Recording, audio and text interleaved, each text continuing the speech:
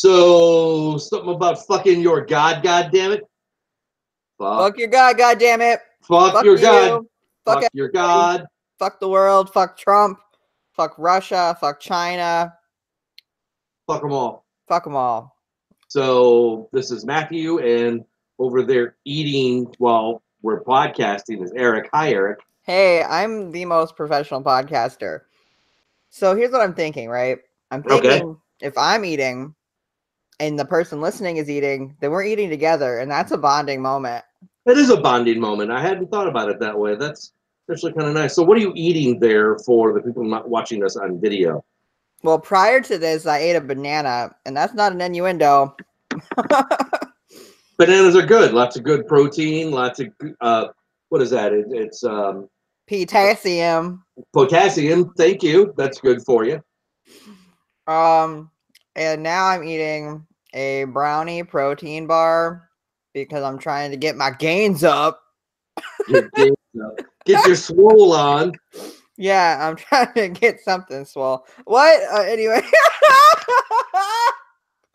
Wow. I'm devoid of conversation and human interaction. So I'm drinking a Mike's hard black cherry lemonade. So black hard cherry lemonade. Get water. Water. You being healthy and me wanting to like get drunk. I'm sorry. Yesterday I did leave the house to get food once, but I didn't talk to like anybody in person other than the person I ordered food from, I guess, and that doesn't really count. I didn't really talk to anyone even through text, really. I didn't have much conversation yesterday. It's crazy. I'm going crazy. I drew a picture all day. So when I called you this morning to get your fat ass out of bed, that was pretty much the most conversation that you've had all day. In months. I'm just kidding. No, yeah, yesterday I didn't talk to anybody. So yesterday, Sachi and I went out to window shop yesterday. And you know how that happens when you go to window shop and you end up spending, how much we end up spending? About $400 yesterday. Oh my gosh. In our window shopping.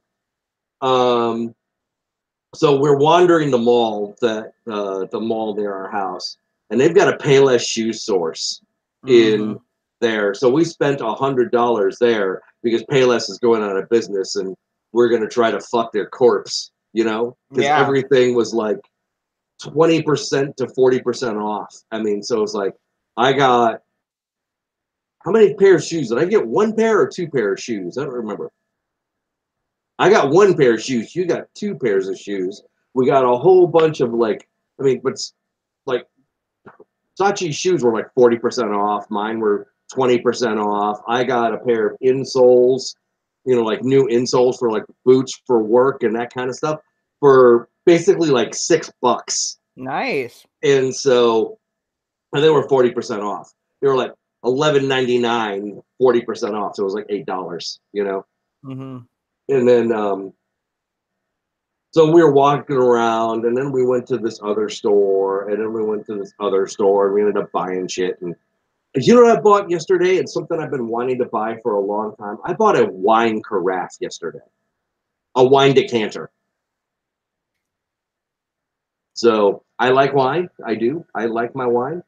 And so, it's nice when you put a bottle in the decanter, take the top off of it, let it breathe for like an hour. So you actually get more flavor out of the wine if you let the wine breathe for a little bit. And so I also bought a wine tumbler. So this way then I can have my wine cold because I like my wine chilled. And so not all wine is good cold, but I like my wine cold. So the decanter, since it's a lead crystal decanter, you don't want to put it in the refrigerator because it'll like break possibly, So, but my decanter, I put that in the freezer. When I pour wine into it, then it gets cold because the cup is cold. I think you're too bougie for the show now. Oh, fuck you. Bougie motherfucker over here. No, I'm just uh-huh. kidding. And then we stopped at a local ribs place and got ribs and chicken and that kind of stuff. Fuck. Bring And me so, food. and then I was talking to a guy who was like a customer like me waiting for his food. And he said he liked this place better than he liked Portillo's. He said that he will never go to Portillo's. He will go to this place instead of going to Portillo's for a beef sandwich. Shit. Well, I know where I'm going when we go to Chicago because you're not already there. What? Yeah, the place is actually pretty close. It's actually right across the street from the mall. So All right. Well, we're going there. I'll see you next weekend. sure. Sure. Shit. That's a long drive. That is a long drive. Don't worry about it for now. It's like what, 9, 10 hours from where you are, something like that, Chicago. Yeah, I gotta wait for the snow to leave. Yesterday they had scraped like a whole parking lot so I could actually get out finally. But guess what's happening today? Another fucking blizzard. Doesn't stop. We're getting more snow here. It's snowing in where my grandmother is in Minneapolis. So Yeah. or Rochester. So Yep. Fucking shit. this Feels like negative 30 degrees. it's windy as fuck here in Chicago right now. So, but yeah, it's weather's fucking crazy. So we had like some nice temperatures the other day, and so like all the snow melted that we got, and now we're getting more snow.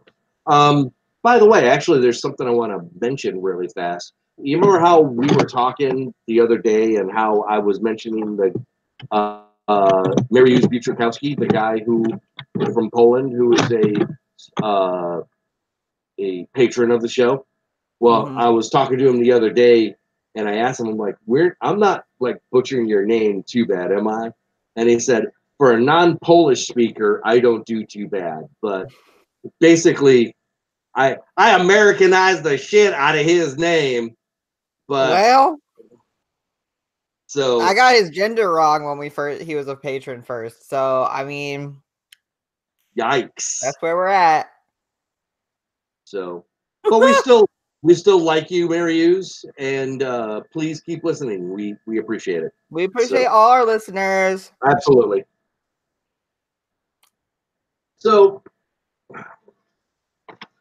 something else I actually want to talk about really fast because we mentioned it. I was going to mention it on last week's show, but I kind of forgot about it. And maybe by the time this gets actually to the podcast, it'll be old. But the new Attorney General wants to, Kwame Raoul wants to look at Jason Van Dyke's sentence of under 5 years for killing Laquan McDonald. He wants to look at it officially, saying that maybe the judge under gave him jail. And Jason Van Dyke got the shit kicked out of him in jail. He got beat the fuck up pretty bad. Wow. So he was staying out in like Rock Island, which is near Iowa.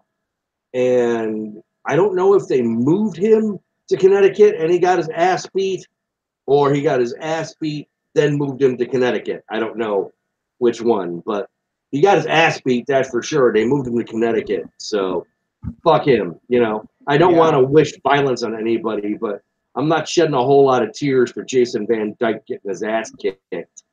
Yeah. So I just wanted to bring up that. I have two things. What the fuck was it? Oh god. Shit. I can't remember. And the cranioflatulation isn't one of them? No. One of them is I was, working, and I work with homeless people and mostly homeless youth, But I interact with homeless people of all ages. And I was just thinking, in the medical field, you can't deny care to someone if they're a Nazi, right? Or for any other reason. Except if you're trans, apparently. Anyway, whatever. Well, you can strongly hold that religious belief according to RFRA and be fine. Yep. So there's that. But housing is a necessity, especially in the winter in certain parts of the world. And I was just thinking, what do you do if you help house homeless people and a homeless person is a Nazi? Like, obviously they deserve housing, right? Like, everyone deserves housing. That doesn't necessarily mean you have to accept them into your program, obviously. But yeah, I thought it's a conundrum. It's an interesting moral dilemma. Yeah, I don't like it. Something to think about in your political science debates. Yeah. We don't have to discuss it. I was just thinking about it. I had something else, but what the fuck was it? I don't know. I don't know, Eric. You tell me. Oh! What? Hold on. Well, I've been going to the gym. That's not it, but it's related to the gym. What the fuck? Anyway. Shit. It was related to the gym. Maybe you'll remember when we play the game. Maybe. Okay, so I found this game called The House of Danger. Ooh. And it's a choose your own way board game, kind of. So apparently the choose your own way books, the ones that I remember from when I was a kid, get snapped up really fucking fast because people like me still kind of dig them. And I don't know why this isn't like a whole genre of like kids literature and there's not more of them being made. Apparently there's not. So, but anyways, so there's a couple of other games in here that actually look pretty good. Kind of like a middle age kind of game, and another one where you're trying to. Pandemic is really fun. Oh, so you have played it? I've played Pandemic a lot. It's fun. Okay, so, it's hard as fuck. We always kill everybody. The planet that's dies. Good. That's good. So, but this one is called The House of Danger. And no, I'm not going to try to show you my nuts. Oh, God. That is the board. I don't know if you can see that very well. So, try to move that out away from my dick a little bit. So, but basically, you've got you roll a die to find out like how much it is and whether or not if you pass or fail, that kind of stuff. And so there's a danger level and a psychic scale. So danger level, the higher you go into the game or the more something is worth, it's like if you win it, you go up in the challenge and the danger. And if you get a certain high amount here, you can actually get a psychic premonition. Oh, okay. So the House of Danger. Dun dun dun. Dun dun dun. So this one, for those who don't know, that this episode is going to be basically us playing a game, and so that's pretty much about it. So I'm going to read the start of this, and Eric's going to play the game. Yay! So, okay, can you hear me? Okay. The microphone went a little further away. Can you hear me okay? Yeah, you're good. Okay. Chapter 1, The Grounds. It's Tuesday morning in late June, and you wake up in a cold sweat. The nightmares came again last night. Even though you're an aspiring detective and psychic investigator, you haven't been able to make sense of the haunting dreams you've had for the last few weeks. In your dreams, you keep seeing the same spooky house. You're still shivering under the covers when you hear the phone ring downstairs in your basement. Who the hell has a phone in their basement that answers a landline? Nobody answers a landline anymore. Where you have your combination office and research laboratory. I guess I should have finished the sentence and it would have told me why you have a phone in your basement. You dash down to the lab to answer it, probably stubbing your toe on every piece of furniture on the way down there. At least that would be me. Anyways, I need, a weak voice says, and you pick up the receiver. I need your help. You hear a loud click and the phone goes dead.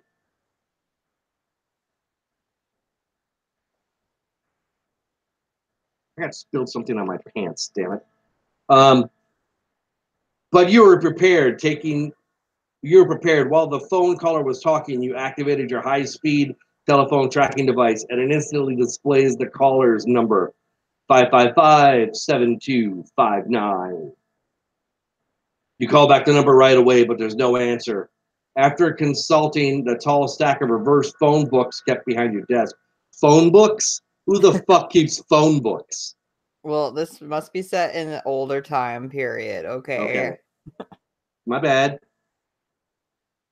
You are disappointed to learn the number is unlisted. You sense that the phone number is somehow related to your nightmares. Later, while at the Hedgebrook police station, to return a nightscope you borrowed during a recent stakeout. Who the heck? Why is the phone lending you? Why is the police department lending you equipment? Anyways, you describe the mysterious phone call and your recurring dreams to your friend, Sergeant Morrison. The phone call does sound strange, he says. We'll look into it. And about that house in your dream, a voice says from the hallway, I wonder if you're dreaming about the Marsden house out on Hedgebrook Road. Detective Mercy sticks his mustache face into the room.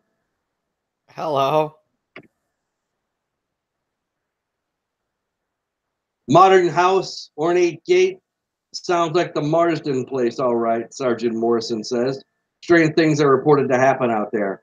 Detective Murphy takes a puff on his pipe. The place is haunted.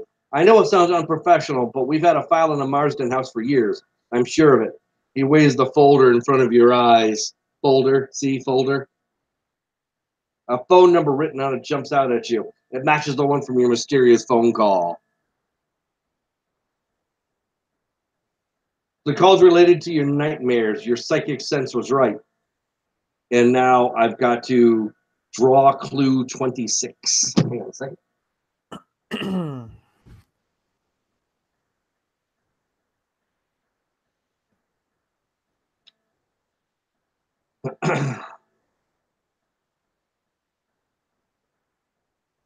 Chapter 1 goal. Get inside the Marsden house. All right. So place this card on the goal above the psychic shelf. So it's right there. Get inside the house. Back at home, you grab your bottle of water, your trusty pocket knife, preparing for the new investigation. Half hour later, you stand before the Marsden residence, which appears exactly as it did from your nightmares. The house's futuristic look is a strange contrast to the antiquated appearance of the stone wall, wrought iron gate, which is locked shut and wrapped in steel chains. Even though the air is balmy, a chill travels down your spine. Gathering clouds at the horizon hint brewing summer thunderstorm. Okay, so you've got two choices here. You can either climb the wall or you can climb the gate. Or search the wall or climb the gate. Search the wall. Okay. I fucking remember the gem thing. Which is? I was working out on the elliptical and there's a mirror and I could see myself and I was like, whoa, there's just an average white dude working out. I was like, I'm not attracted to myself very much, but hey, at least I look like a dude. Moving on. Well, at least you're not that guy whose video I posted, the guy who's waving around a samurai sword while at the gym. Oh my gosh, I know. Also, I've been getting slightly better or feeling a little better about going in the men's locker room, but it's still terrifying. I understand that. I would understand that. Anyway. So, little steps. Yeah. Back to the game. Back to the game. So, moving along the mossy stone wall that surrounds the property, you come across a jagged opening created by fallen rocks. It's just big enough for you to squeeze through. Once there on the other side of the wall, you find yourself standing in a cobblestone plaza surrounded by marble and bronze figures. Most of the sculptures depict men gazing off into the distance as if pondering a deeper meaning of it all. But at the edge of a courtyard is a monumental statue of a man on top of a muscular steed. To your right, the stone pathway leads away from the statuary into the picturesque garden where topiary bushes have been trimmed into whimsical shapes. So do you go inspect the statue, or do you walk towards the topiaries? Oh fuck. I don't like either of these things.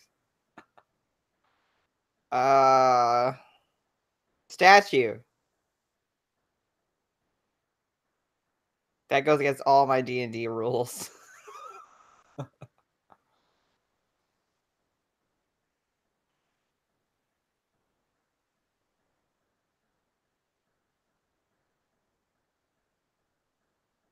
Hello. Yeah, hang on. Oh, it sounded like it just cut off. Sorry. You're okay. Okay. I had the cards folded backwards on each other, so a little hard. The horseman is dashing, bearded Civil War soldier. The bronze face is stoic. He holds out a cavalry saber towards the brooding sky. The sword edge glints in the weak sunlight that penetrates above the thickening clouds. The sword looks almost new.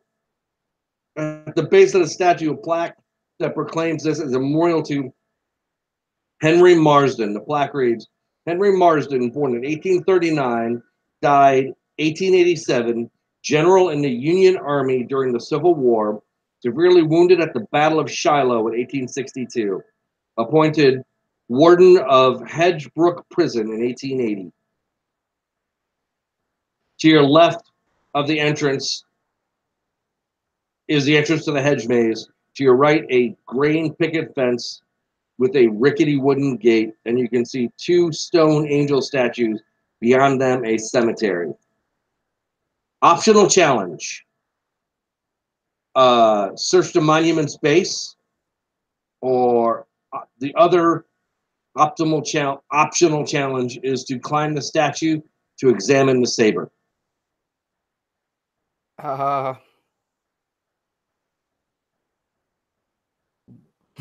Gotta take it to the base. Okay. Draw 18. Hang on a second. Yeah. Sounded kind of dumb to go examine a sword. But I wonder if I would have gotten the sword. Oh, I don't know. Probably not. I probably would have Okay. died. You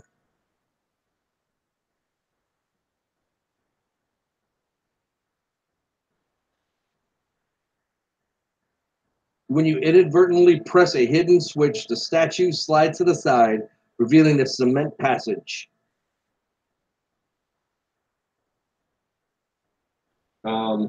Okay. So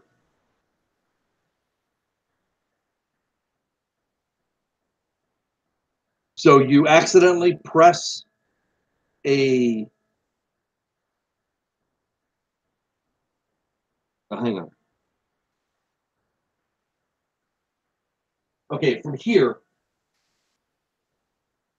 we roll the die to find out if you win. Okay. Okay. So, you can do one of two things. You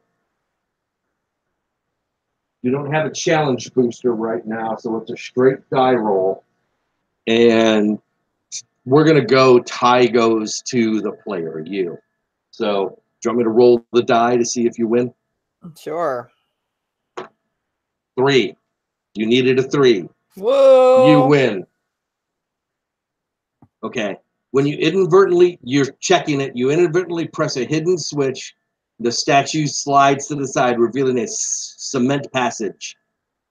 Place the new story choice at the bottom of story card 4.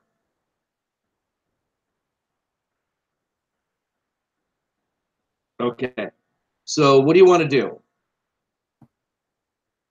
What do I get? What are the choices? So you can visit the cemetery, visit the hedge maze, or go where the passage goes. We're going in the passage. Fuck cemeteries. Fuck mazes. Here we go. Okay. This is gonna be terrifying. Oh my god. Remember, you're a psychic. Oh, buddy. That's Oh. You creep through the darkness and find the cement walls end as natural earth and end as natural stone and earth begin. Okay, so no more cement and stone. It becomes a earthen passage. You're in a dungeon. Occasionally, vents to the surface to let barely enough light to see by. Ahead, you glimpse warm firelight and torches. You come to a fork in the road lit by dancing flames. One descends deeper and is half filled with water. You could swim through it, but you can't see where the tunnel leads or how far it goes. Another tunnel looks partially caved in. Tiny clumps of earth periodically fall from the ceiling as you approach the tunnel. And several of the supports that hold up the walls have gaping cracks in them. So you can dive into the water, or you can explore the partially collapsed tunnel. gross. I don't like either of those. We're gonna go collapsed tunnel. Okay.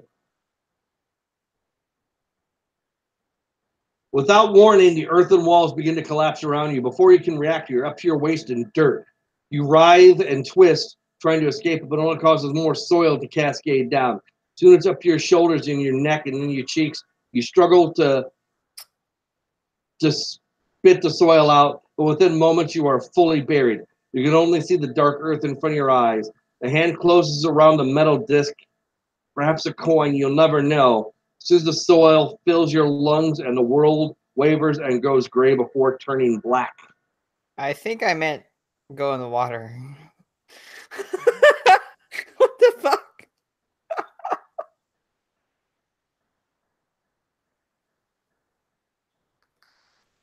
I didn't know it'd be that fast. 28.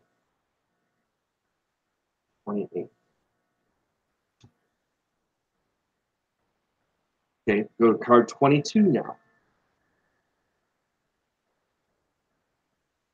Mustering all the courage you can, you dive into the watery tunnel.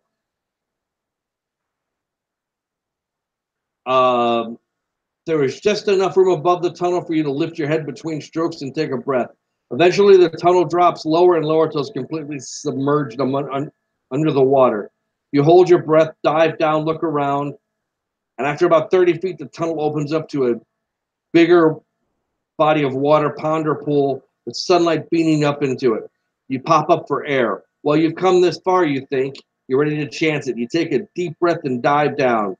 You get in, 10 feet in, 15 feet in. Just as you're about to exit the water, something grabs your leg. You can't tell if it's an animal or if you're caught on an underwater vine. Okay. Required challenge, fight to escape. Alrighty. So I have a pocket knife. you do. The thing, whatever it is, wraps more tightly around your leg. It is pulling you down. Another tendril or tentacle slides around your neck. Okay, I'm sorry. You've got to fight it off. So, okay.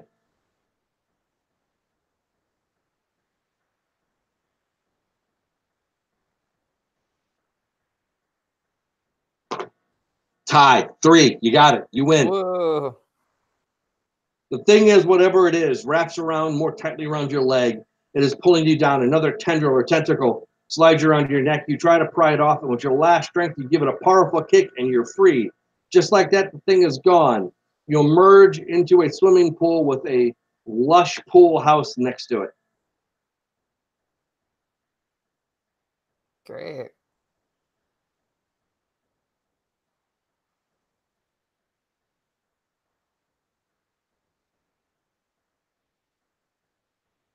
It is obvious that nobody has cleaned this pool in ages. The water is murky and green. The surface is littered with branches and leaves. Ripples pulse outward from the center of the pool. Out of nowhere, you hear a commotion. You look around and wonder if it's coming from the pool, inside the pool house, nearby. Then you see the moment on top of the gazebo in the distance. Someone or something is engaged in a struggle up there. Maybe they need your help. Then maybe again, if you offer assistance, you might end up needing help yourself.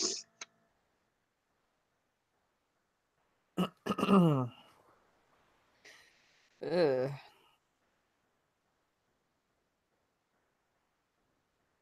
So,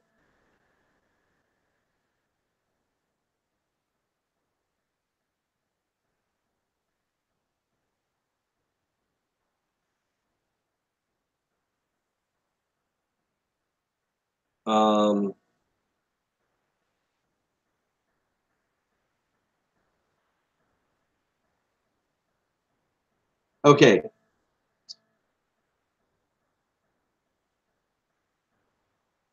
So this is an optional challenge. You can investigate it, the pool house, the ripples in the water, or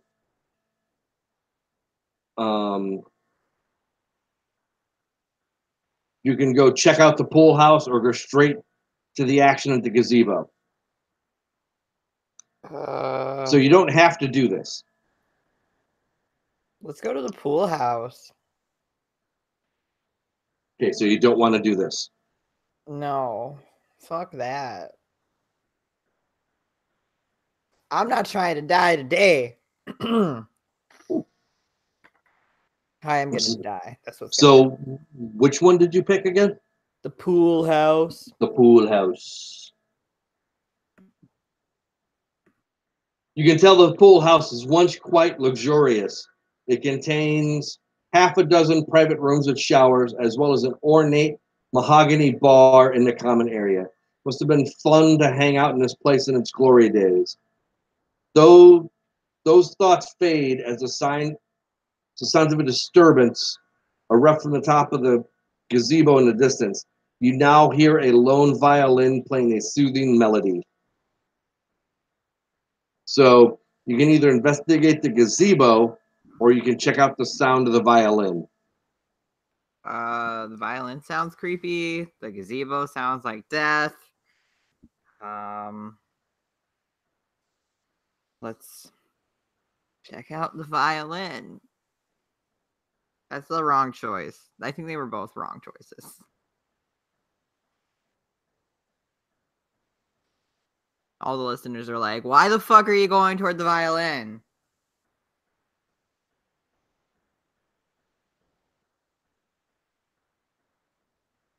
I don't know either.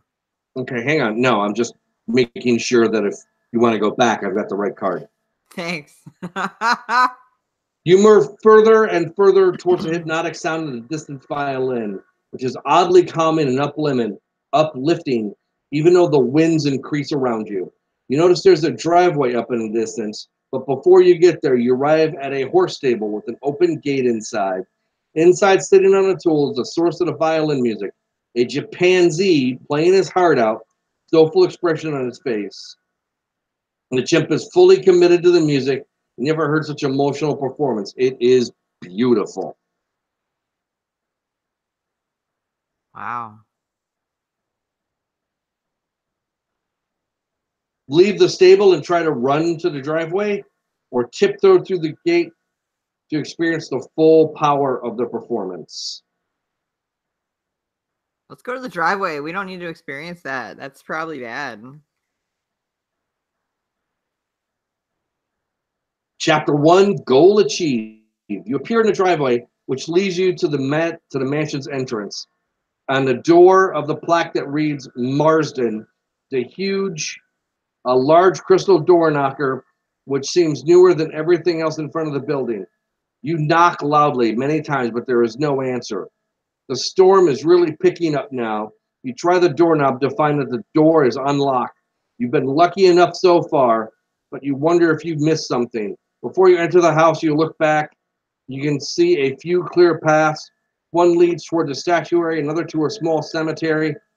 Two stretch out towards a watery ditch with a gate and a house's luxurious pool. You can go back and explore if you want to. Oh man. This is a chapter, so you can go in or you can go back. Do you think there were some clues I should have gotten? I don't know. Fuck it, we're going forward. We'll never know what was in the gazebo or in the cemetery. I should probably have gone to the cemetery. Oh god. The cemetery probably has like all the dead people that used to live here, and I would have gotten some weird backstory. That would have been really useful, probably. You'll never know. I know. I'll just come up with it in my head. Okay, I didn't have rubber bands, so I used some of Sachi's hair ties. That's smart. Innovation.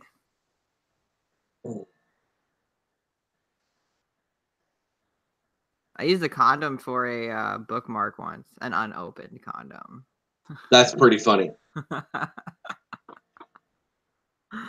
Yeah. They were both laying on my nightstand, the book and the condom, and I was like, well, that's Use what you got handy. I know that there are some people who will think I'm a heathen, but I dog ear pages. Ooh, yeah. I fold down corners. Actually, I fold down like the whole corner down to the spine. Wow. So I know, yeah, I know a lot of people will think that I'm a fucking heathen for doing that. But, you know, it's like I got to find out where my place is, and a book is there to be used. So. Yeah. Okay, so here we go. Chapter 2, The Marsden House. You made it. You're inside the Marsden House, the cursed edifice that has haunted your nightmares for weeks. Your trek through the mansion's grounds, has left you with far more questions than answers, to the point where you wonder if it was a smart move to turn around right now and forget you ever came into this infernal place. You're no quitter, though. Are you sure? I don't know. You're an aspiring detective and psychic investigator. You won't give up this case until you find out why the spooky futuristic mansion you've never seen before now somehow finds your way into your dreams. You get a call from the house this morning. You're standing inside the great foyer. It's modern decor, elegant in its minimalism. Suddenly, a man in a delivery uniform bursts through a set of tall double doors, screaming, "Help, help, they're after me," the man cries and rushes towards you. When he suddenly stops to the ground as if been hit by an invisible hammer. You dash to your side, you hear his breath coming in short gasps, and you sound almost like sobs. He gives a terrible shriek and lies still. The man has been frightened to death, you think. Just then he inhales sharply, jumps to his feet, bolts past you and out the house. You breathe a deep sigh of relief. So not quite death, although something falls from his clothing as he makes his exit, hits the floor tinkling. You kneel down to inspect the object and discover that it's a small dart, the kind that might have come from a blowgun. Whatever the man is afraid of, his fear seems to have been justified. Just how dangerous is this house? As your thoughts swirl, a loud buzzing noise erupts from somewhere beneath your feet, shaking the floor. The noise is so loud it drowns out the gathering storm quickly outside. Just as quickly as it came, the noise stops, and it sounds like something weird is happening beneath the manor. You're willing to bet that whatever is happening in this place, the answers await you down there.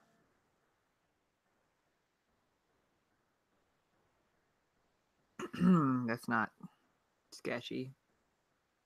No, not at all.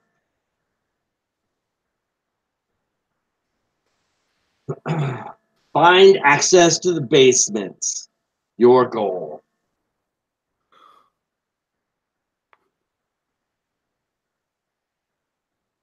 I'm sure it's just like my basement at home with my telephone books and my landline, my laboratory.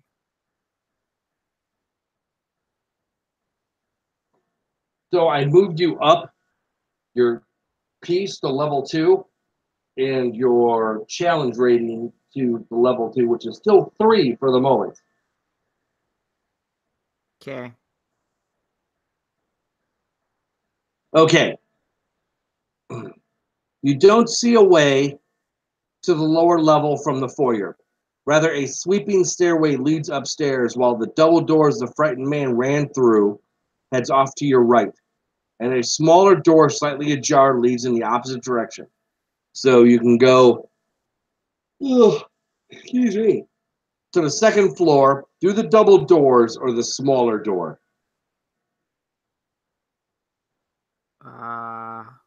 Where was the smaller door? To the left. It's the opposite of the double doors the guy ran through. Oh.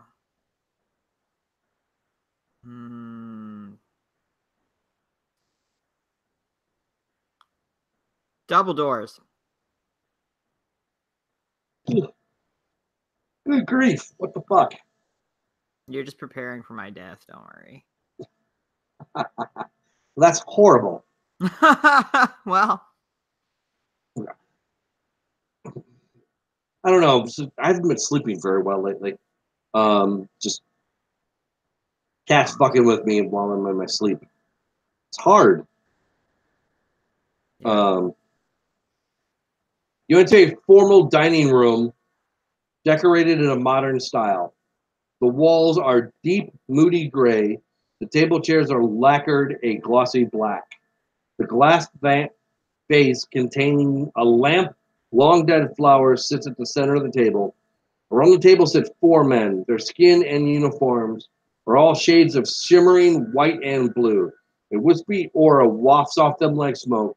They are dressed in Civil War era Union soldier uniforms, talking as if telling stories around a campfire. One has his feet propped up on the table. They don't seem to be aware of your presence. You notice that a wooden door is rattling, as if something behind it is trying to escape.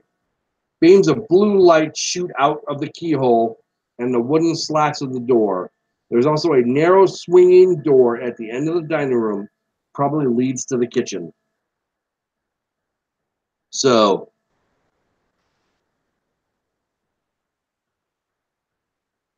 you can get closer and try to listen to their stories as a free action, or you can go to the wooden rattling door or try to sneak past them and go into the kitchen.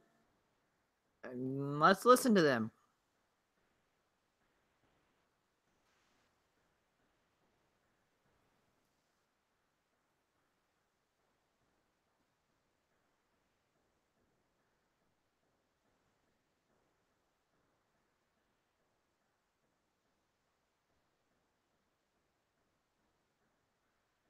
You creep closer and overhear bits of pieces of conversation. One ghost mentions barely surviving a savage attack and locking the dangerous one in the secret passage between the kitchen and the master bedroom.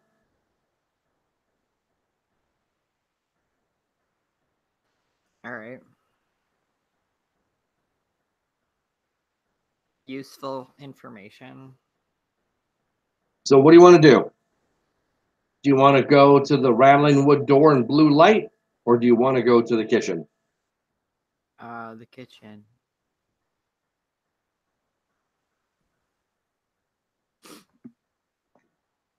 The kitchen looks a bit drab compared to what you've seen for the rest of the house. A large blue refrigerator stands lonely against one wall, a heavy chain wrapped around it holding it closed. The opposite wall is dominated by tall cupboards. Black and white checkered tile covers the countertops, the floors, and a butcher's block on the counter is stained with deep crimson from heavy use. On the far side of the room, there's a small door that appears to lead to a wine cellar. You can optional challenge. You can search the cupboards. You can try to open the fridge, or you can go to the wine cellar. My goal is to get to the basement, right? Yes. So maybe the wine cellar leads to the basement. So let's go to the wine cellar. Why would I open a creepy glowing fridge? That sounds really dumb. The one that's chained shut, too? Yeah. Why would I do that? The door to the wine cellar is covered with a leather overlay that seems embossed with grapevine patterns. Someone here must really like their wine. It's you. It's full circle now. You push open the door into a pitch black room and hear odd noises coming from somewhere, from unseen machine in the distance. This space must be bigger than you thought. As you try to find a light switch, you discover a ladder to your left and a door to your right. As your eyes adjust to the darkness, you can make out bomb shelter sticker on the door and a small storage compartment next to the shelter door, about as tall as your knee.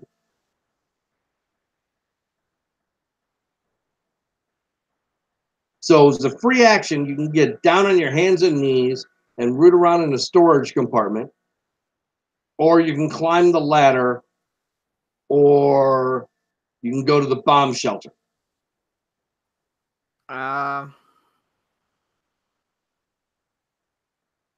Let's look around on my hands and knees, because that's smart.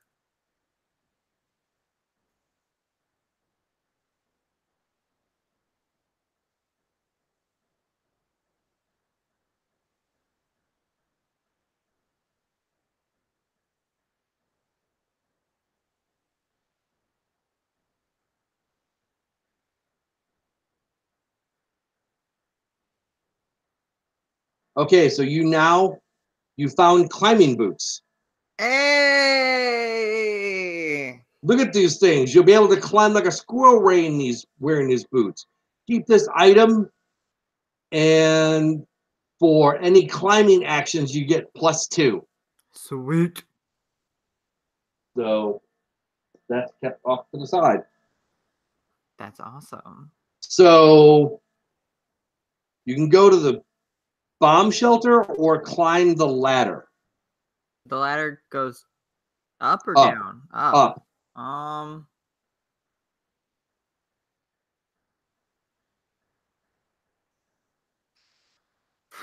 Part of me wants to climb the ladder and just see what's up there, but we need to go down, obviously. Let's have a look-see. Climb the ladder.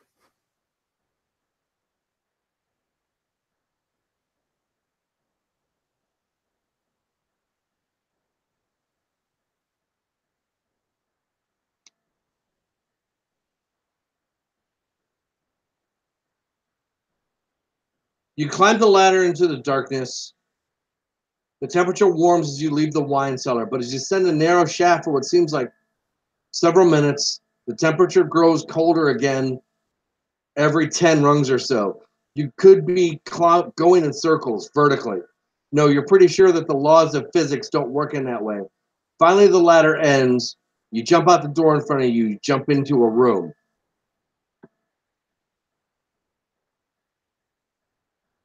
You arrive in a large room with high ceilings and 5 billiard tables lined up in the center. The 4 tables are lit by exquisite lamps suspended above them.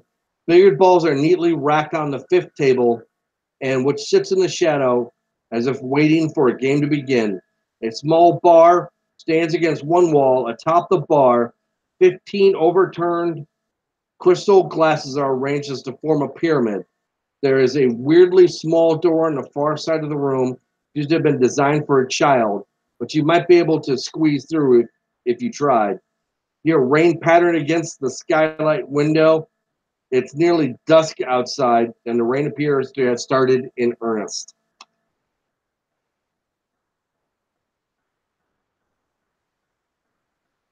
Okay, so you have a level 2. So in your psychic, so I'm going to draw card 52. Okay.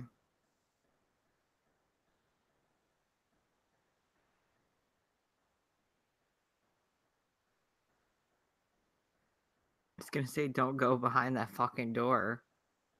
Okay. You have an optional challenge to inspect the billiards tables in the shadows.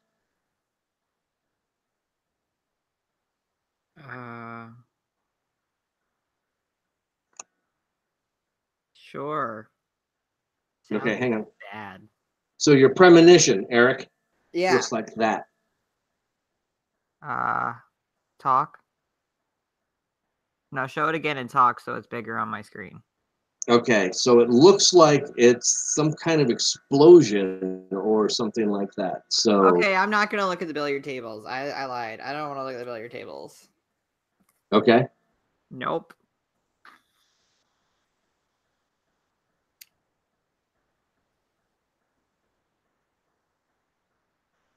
So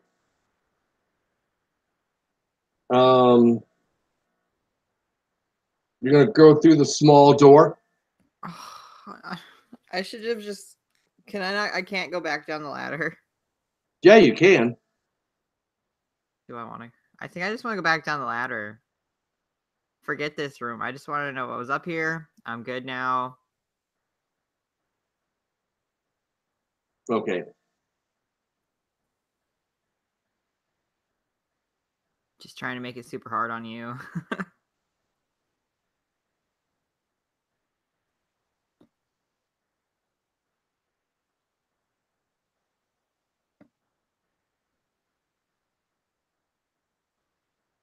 You fumble for a light switch. There is nothing on the walls, but a tiny little chain brushes your cheek as you cross the room. So you pull on it.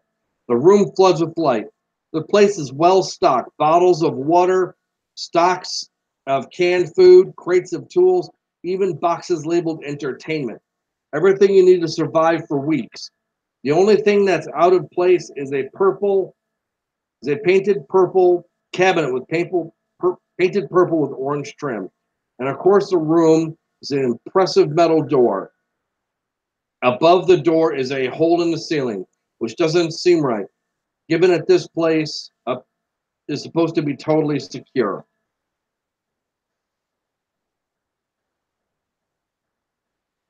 So, your three choices are open a purple and orange cabinet to look inside, try to open the big metal door, or you can go up through the hole in the ceiling. So it looks like that. That's creepy. Well, the cabinet's just begging to be opened, isn't it? Sounds like it. But it's gonna kill me. Okay, let's do it. Open the cabinet. So open the cabinet. Okay. That's the wrong choice.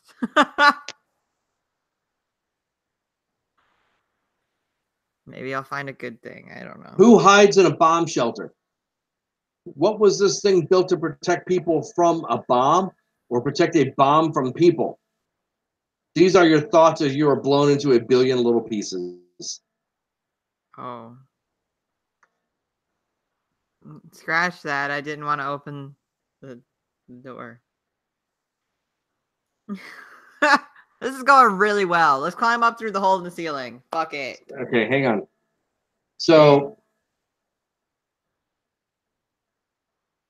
you can go through try to open the hole. You want to try to go through the hole? Yeah.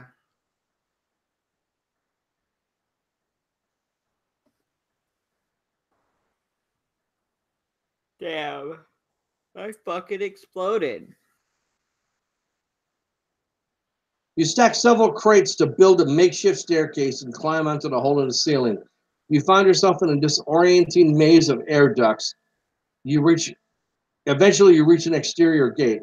Upon opening the gate, you get a face full of wind and rain. You expertly climb down a vine-covered lattice into a rain-drenched path.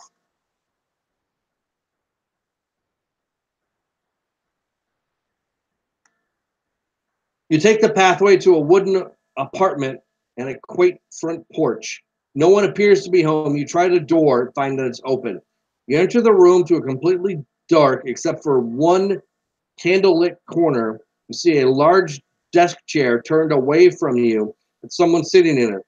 The chair slowly reveals to reveal a chimpanzee wearing a monocle, holding a ballpoint pen, looking you square in the eye. It looks like you interrupted his work. The chimp calmly places the pen on his desk, removes the monocle, cracks his knuckles, and stands up. It's go time. This chimp is going for you. The chimp pounces. So you're going to have to fight a chimpanzee. Wow. Rolling the die. 6. Hell yeah. After the fight, the chimp scurries away. You notice to your left there is a large metal door which looks completely out of place here. There's also a walkway leading to what looks like the main study of the house. So do you want the metal door or do you want the study? Ugh.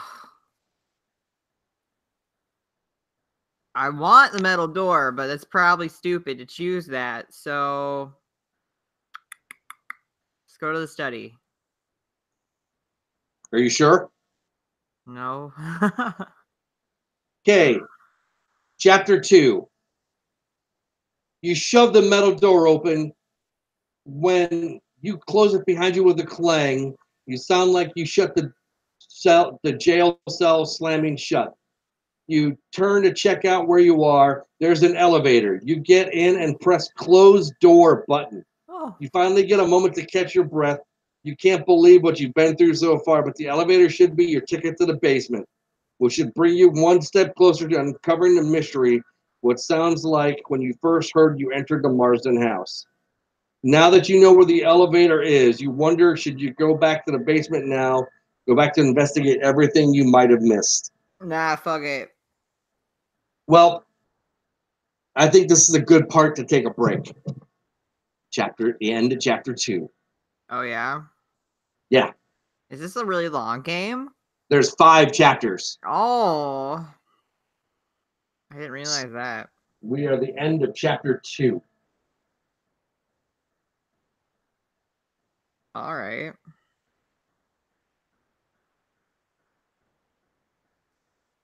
Well, I only died twice, so we're doing great.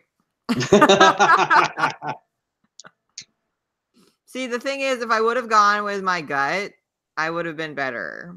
I was like, I should go water, but then I was like, but things live in the water, so it was just tough. And then I knew I shouldn't have opened that, but I didn't think it was gonna fucking explode. That was pretty funny. That was dumb. I thought it was kind of funny. Remember, you got climbing boots, so I did get climbing +2. boots. So that's good. Yep. Great. We're gonna finish this next week. No, not next week. Maybe next month. It might Next be good. month? You're gonna make me wait a month to find out what happens? The anticipation's killing me. Sure it is. I feel like I'm gonna forget what's happening if we wait a month. No, well, I don't know if we're going to wait a month, but I'm just saying no. So we've been through chapter 2, and so we're going to start fresh with chapter 3. Okay.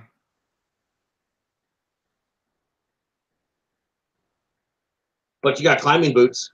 I have climbing boots. All right. Well, what choices would you have made, listeners? Yes. Let us know in the comments. Or send us messages. Remember that if you haven't given us a 5-star on iTunes, if you give us a 1-star, what was that? What did we say we would do? If you gave us a 5-star but a crappy review, we would read it, or a 1-star, but I don't remember. Oh yeah, no. If you give us a 5-star but it says you hate us, we'll still be really. We'll good. read it. Yeah. Yeah. So, but anyways, so that was the House of Danger. Sweet. I like playing these games. I actually thought that was actually kind of fun, and maybe we'll get to that not next week, like maybe 2 weeks from now or something like that. Maybe. Yeah, next week. Yeah. Back to the serious conversations next week. Tune in to find out what that's about. I'm gonna skip the Trumps this week. We'll do that next week. Oh yeah. So we'll do that next week. Yeah, we were playing a whole game anyway, so. Yeah. All right. So anything else you want to talk about before we sign off for the week? No. If you listen, just let us know you listen, and thanks for listening. We appreciate you. Also, coming up in a couple months, like less than 2 months, is our 2 years. Yeah, no shit. Holy shit. How have we been doing this for 2 years? I don't know. That's amazing. I know. And 2 years? Wow. Crazy. Craziness. And it's been 4 months almost since we got our butt tattoos.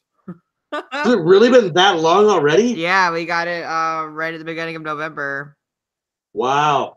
Yeah, right before Thanksgiving. Yeah. Wow. Crazy. Life's crazy. I love it. It's awesome. Pretty much. Thanks. Pretty much. Thanks for making a podcast with me, Matthew. Thanks, Eric. No, seriously, thank you for all the shit that you do. So, okay. This is too fucking mushy. Fuck you. Well. All right. Thanks for listening. And thank you for listening, buddy. For Matthew, this is Eric. Thanks for listening. Tune in next time. Bye. Bye.